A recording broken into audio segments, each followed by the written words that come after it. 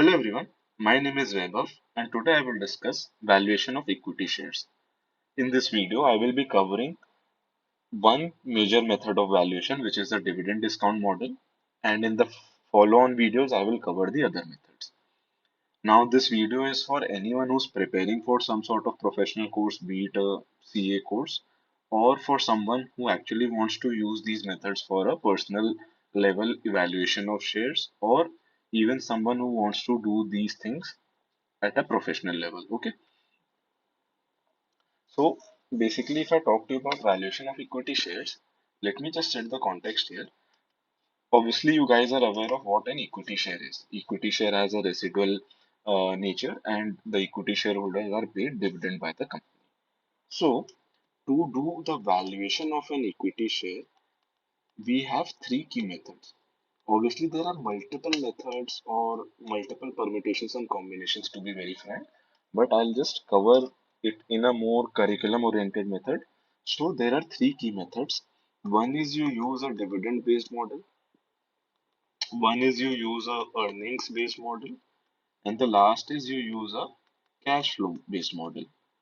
What I mean by these models or these methods is that to get the value of the share, you need to have some sort of cash flows, which in essence you will discount, or which in essence you will do some sort of calculation on to arrive at your valuation, right? Now, if I talk about the dividend model first, we have what is known as dividend discount model. As the name suggests, you'll essentially discount your dividends as well as the price at which you sell the share at a future year. Those cash flows are discounted to arrive at your intrinsic value of the share. In an earnings based model or in an earnings based method, we have multiple methods within that or multiple models within that. We have one Gordon model, we have second what is known as a Walters approach, and we have a third, a PE multiplier approach. Now, why have I written P multiplier separately? Because if you look at these two, Gordon and Walter, if you go, I will discuss this at a later stage, but if you look at their formula, they actually end up giving us an absolute valuation of the share.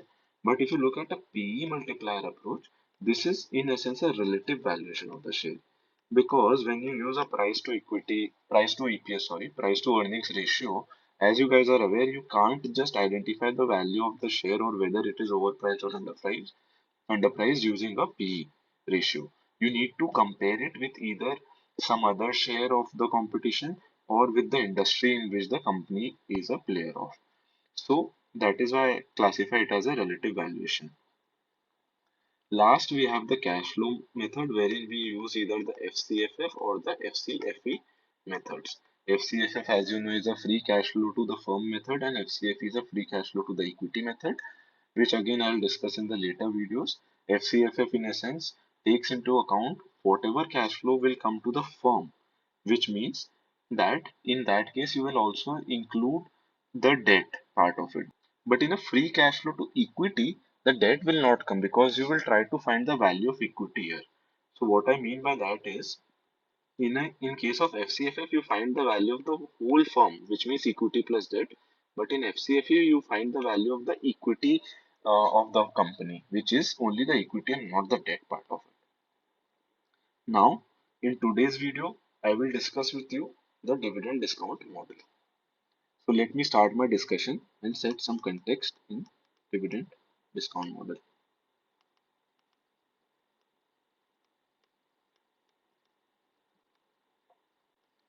Now imagine that you have bought an equity share, okay? And this is year zero. You buy the equity share here. Now imagine you hold the equity share for let's say 5 years. So think of what sort of cash flows you'll get. Year one, you'll get some dividend, D1, let's say. Year two, you'll get some dividend. Year three, you'll get some dividend. Year four, you'll get some dividend. Year five, you'll get some dividend.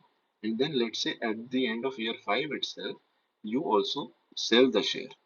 Okay. So these are the cash flows that you'll get. Now to find the intrinsic value or P0 of the share, you'll have to bring these cash flows to the present value.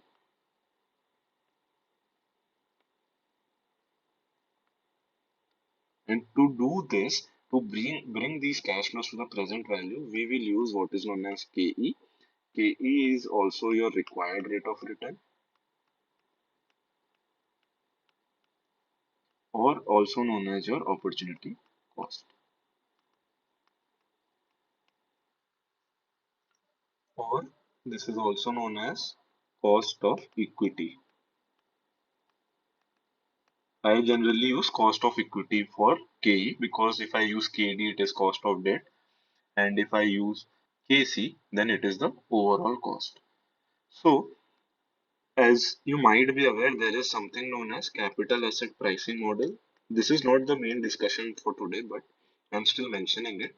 Capital asset pricing model, or the CAPM as it is commonly known, which tells you how to calculate KE. KE is nothing but your risk-free rate plus equity risk premium into beta of the share.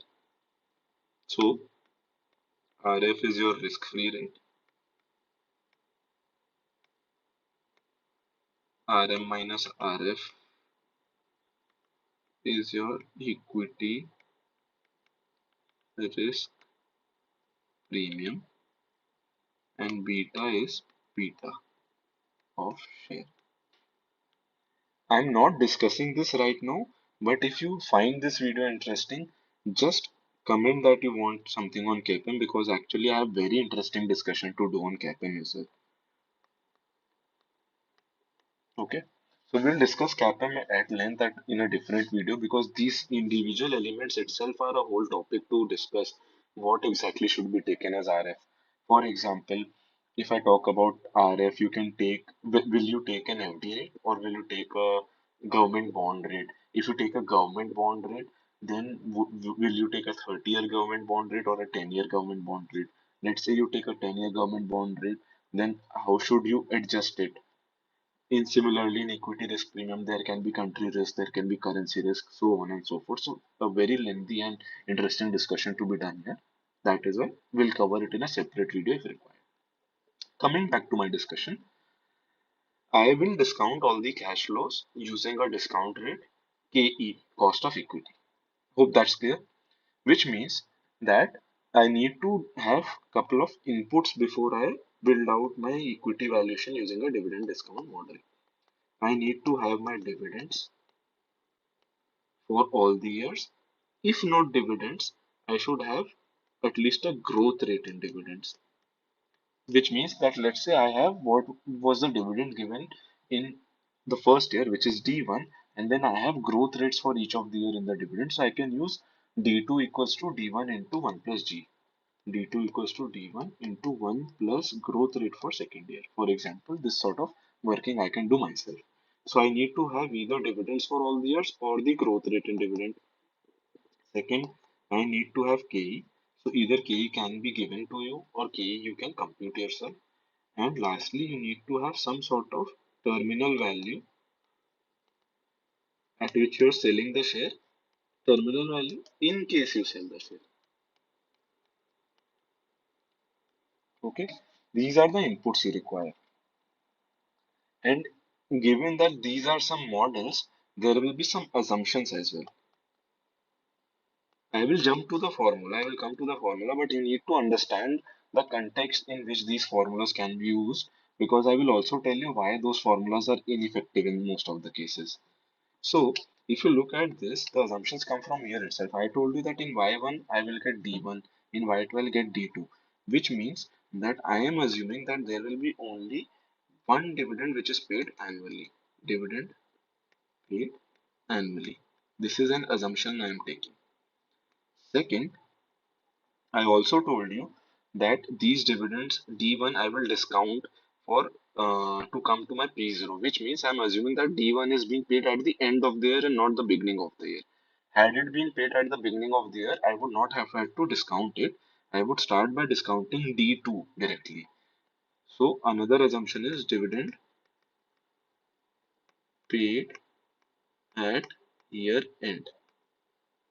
Now, these assumptions are for the formula only. It is not that these are hardcore non-changeable things. You can change these assumptions. For example, if I assume that my D1 is being paid at the beginning of the year, I'll not discount D1, but I'll discount D2. And in that case, I'll discount D2 only for 1 year and not 2 years. So that is how you can work with these changes in the assumption. Okay. And my final assumption would be again a similar thing, that the sale of the share is at year end and sale of share is at an X dividend price. X dividend means that when I sell the share, the dividend is factored out of it. It does not include dividend portion of it, because in my discounting, I'm assuming the dividend separately and the sale value separately. So I will assume that the discounting for the sale value is the sale value which is an X dividend price. So I hope these assumptions are clear. Now, on to our next discussion. What sort of scenarios can be there in a dividend discount model? So if you think of it, there can be only three major scenarios. One can be that dividend does not grow, which means a no growth model. Second assumption, you can take that the dividend constantly, just a second, I'll change the name. Yes, sorry. So I was saying the second is you can assume a constant growth rate, which means that you're saying that every year your dividend will grow at the same rate. And the third is a varied growth rate, or a different growth rate in each year. So a variable growth. These are the three major assumptions. Now, let me start by building out the formula, and then I will build out, or I will talk to you about the practical aspect of these particular cases or scenarios. So let's say you take a no growth case, which means, just I'll take an example. I am investing in a share wherein the company is saying that every year we will pay you 500 rupees as dividend, or the year one dividend is, let's say, 500 rupees, and there is no growth, 0% growth, which means this dividend is constantly being paid to me every year.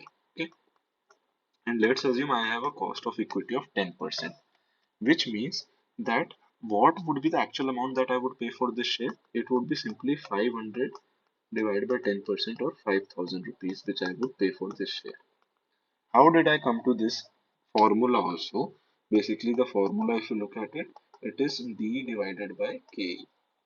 So how did I come to this formula? This, when you assume a no growth in dividend, it is as good as you are investing in a debt instrument.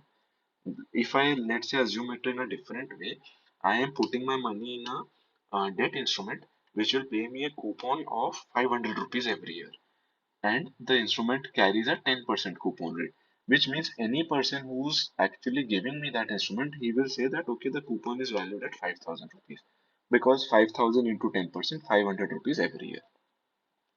That will be the face value of the instrument.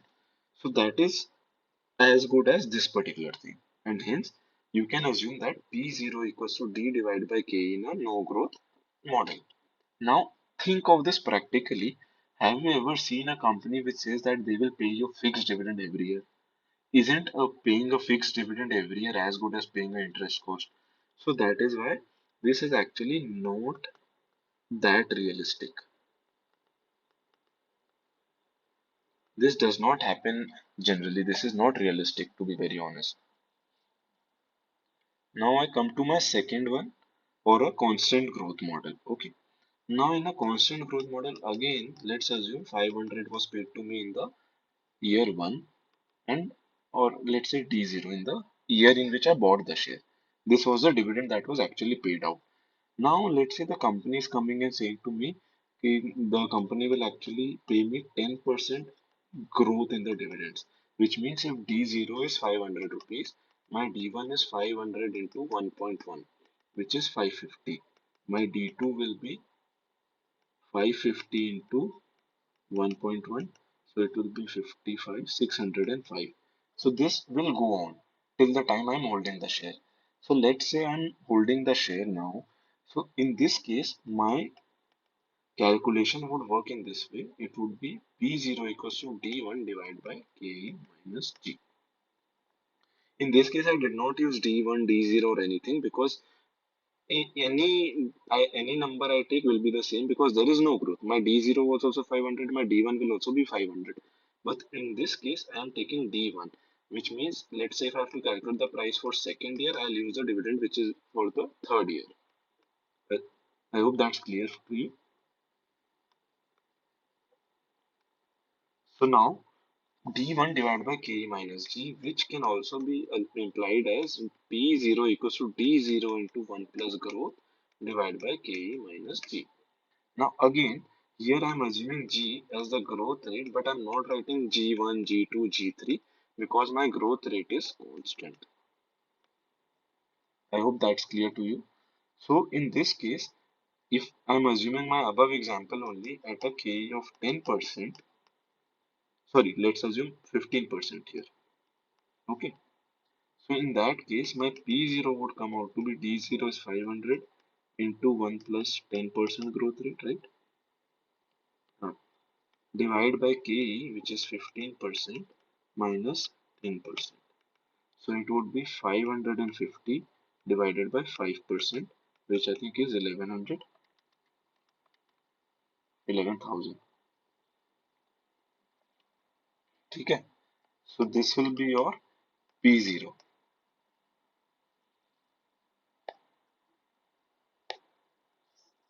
And now I'll come to the third.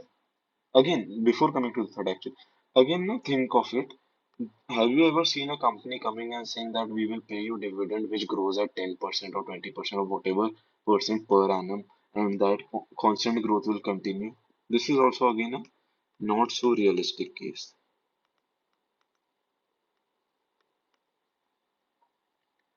And surprisingly, in most of the textbooks which I read or most of the discussions that happen, constant growth is the most used version.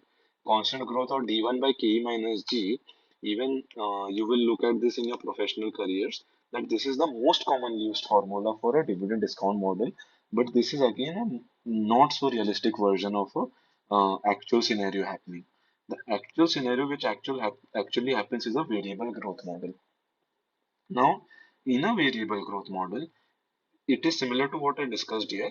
Each year you'll have a different dividend or a different growth percentage. So let's say you can have multiple sort of scenarios.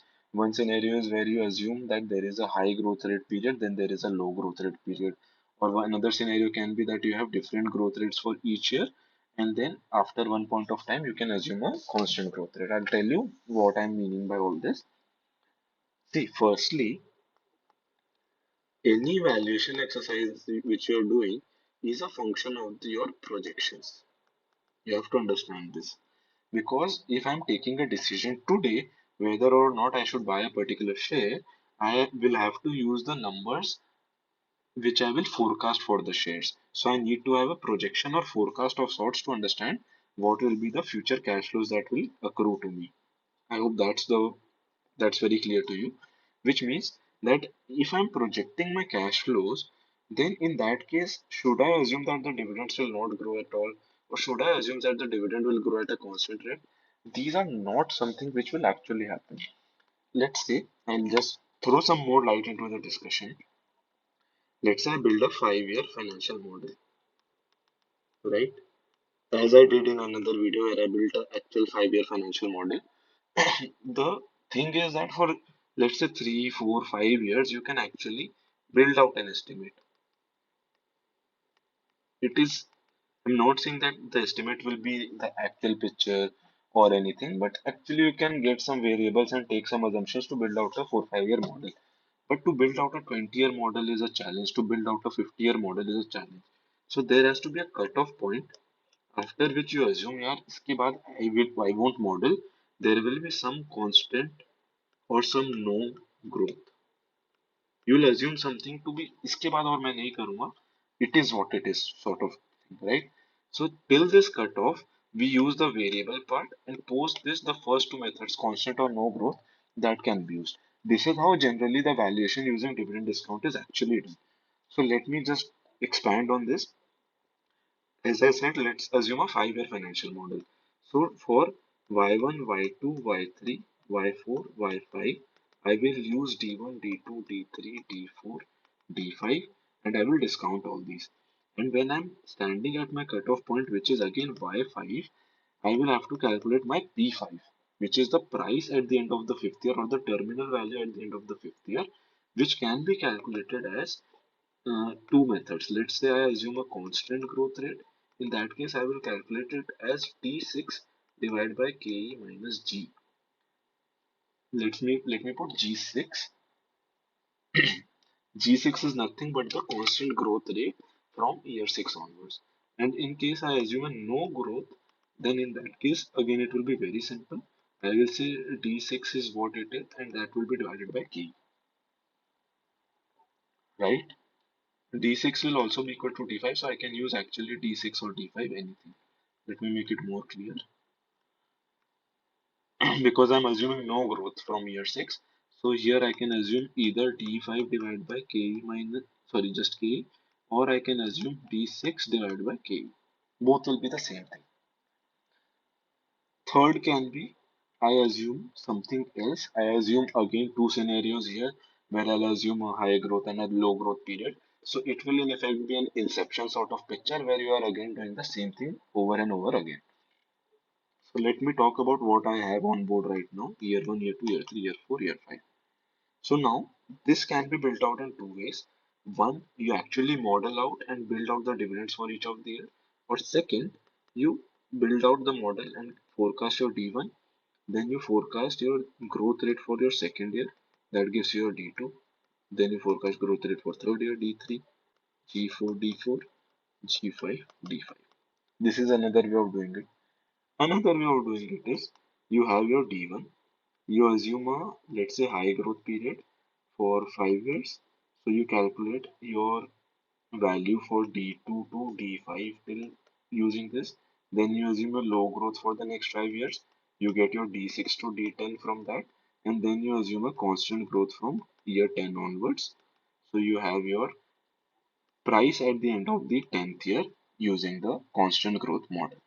So there can be multiple permutation combinations. You just need to have your fundamentals in place. So let's assume the example we had on board, right? So I'm assuming that instead of growth rates, I have actual dividend in first instance. So let's say I have a dividend of 100, 110, 115, 140, 170. So I will discount all these individually. Let's assume a 15% K. So 1.15 to the power 1, to the power 2, to the power 3, to the power 4, to the power 5. And let's say post my fifth year, I have a constant growth model.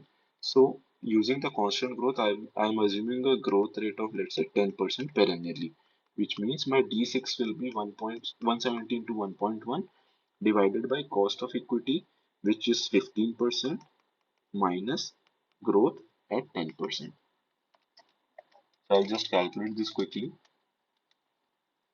170 into 1.1 divided by 5%. It is coming out to be 3740, which is my P5. So now I will discount 3740 and it is P5, so 1.15 to the power 5 only here.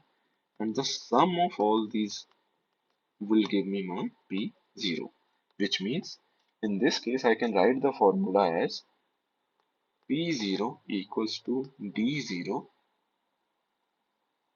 into 1 plus G1 divided by 1 plus K to the power 1 plus let's say d1 into 1 plus g2 divided by 1 plus k to the power 2 plus d2 into 1 plus g3 divided by 1 plus k to the power 3.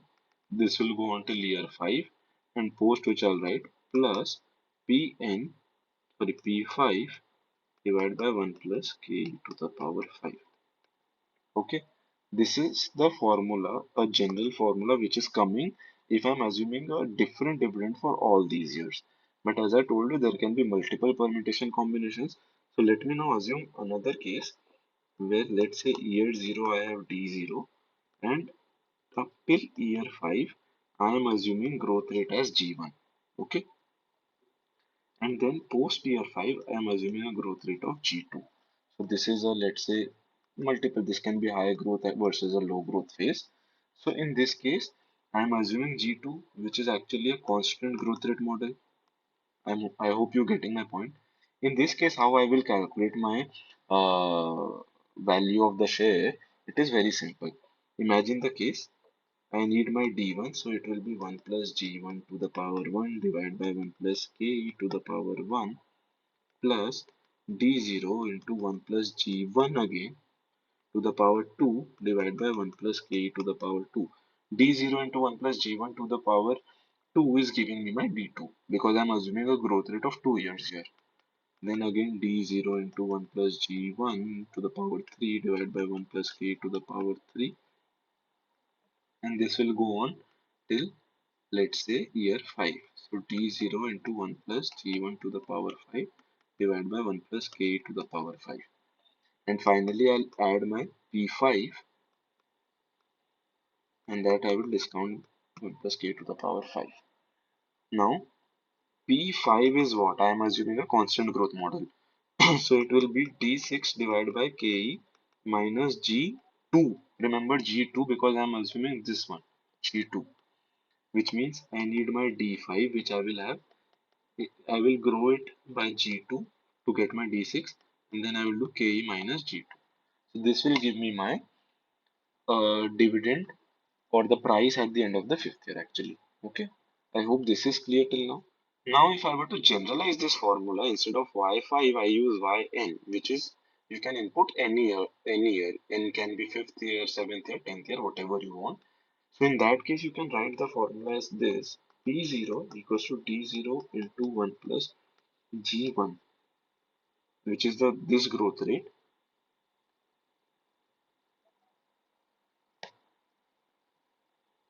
divided by 1 plus Ke to the power 1 plus T0 into 1 plus G1 to the power 2 divided by 1 plus K to the power 2.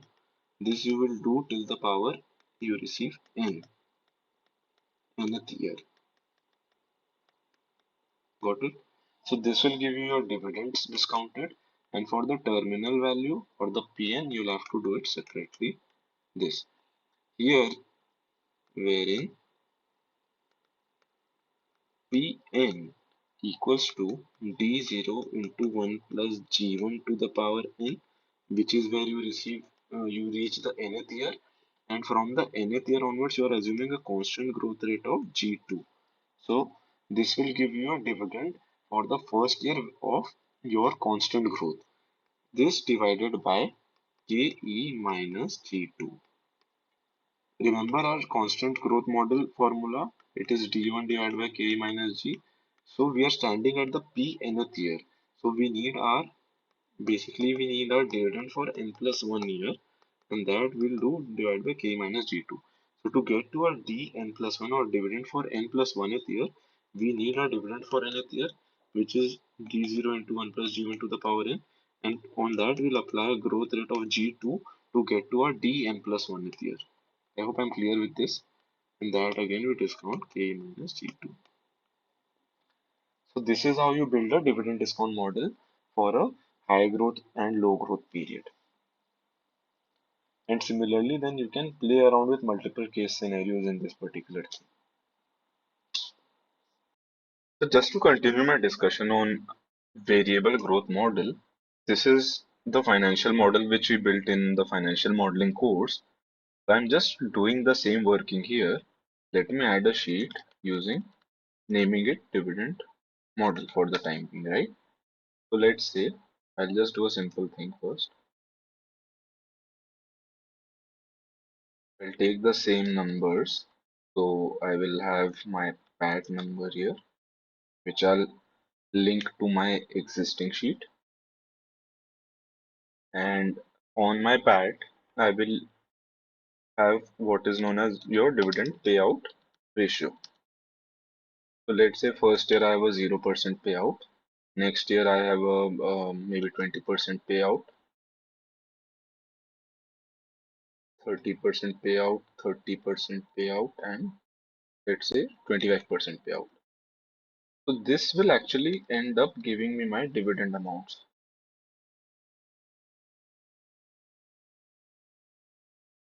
Now, assume I have to calculate the price as at the end of FY23, then in that case, this becomes my year 1, year 2, and so on. So these will be my 5 years. Okay.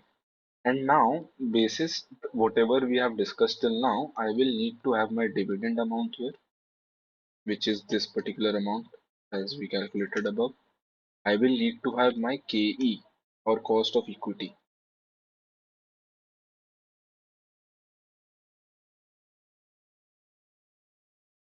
This is my dividend. So cost of equity now, let's assume a cost of equity of 15% was what we were assuming. Okay. And we were assuming a growth rate for these particular years. I can calculate,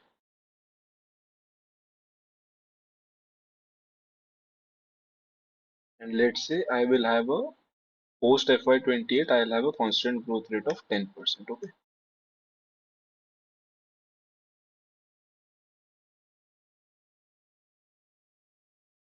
So now, how I can find out the price at the end of the FY23?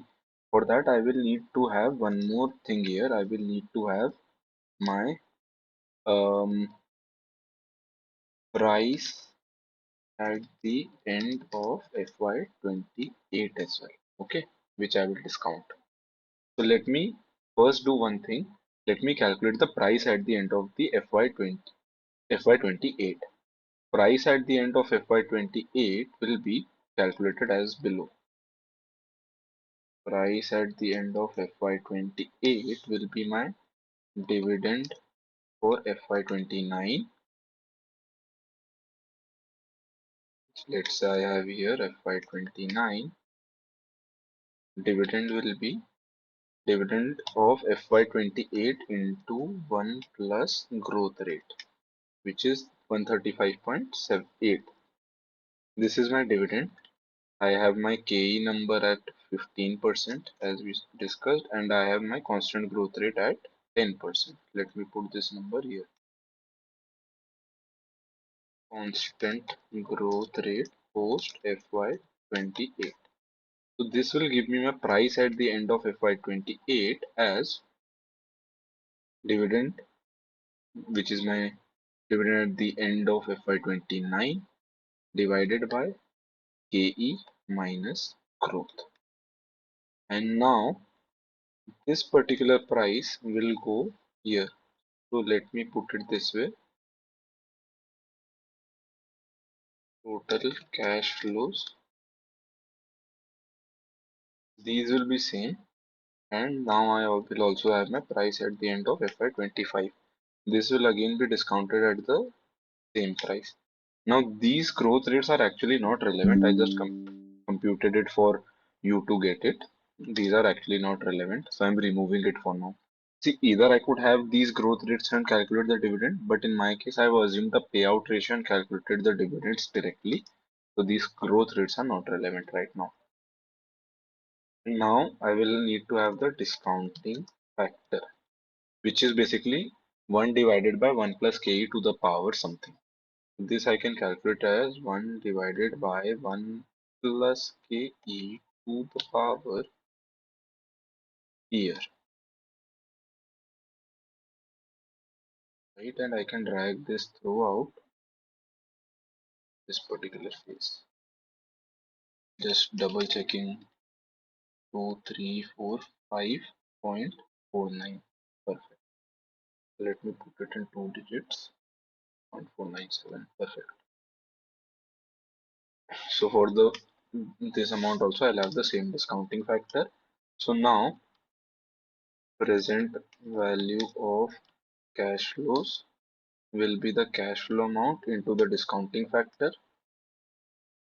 and price at the end of FY23 resultantly is the sum of the above cash flows, which is basically sum of these particular amounts. So now, if you look at the answer, this is our final answer. And now the call or the decision is taken basis this price. That if this is the price, if we get the share below 1533.8, we'll buy it. If it is at 1533.8, then also we can buy it. But if it is above 1533.8, then that is not a recommended buy for us. So this is actually the practical application of a variable growth model or a dividend discount model in general. So now if I go back to my initial discussion, um, in my dividend discount model, I spoke to you or we discussed two, three kinds of scenarios. One was no growth, one was constant growth, and the last one or the main one which we discussed was variable growth. So this covers our dividend based valuation methods. In the next video, we can cover earnings based, and otherwise, I think we are good to go.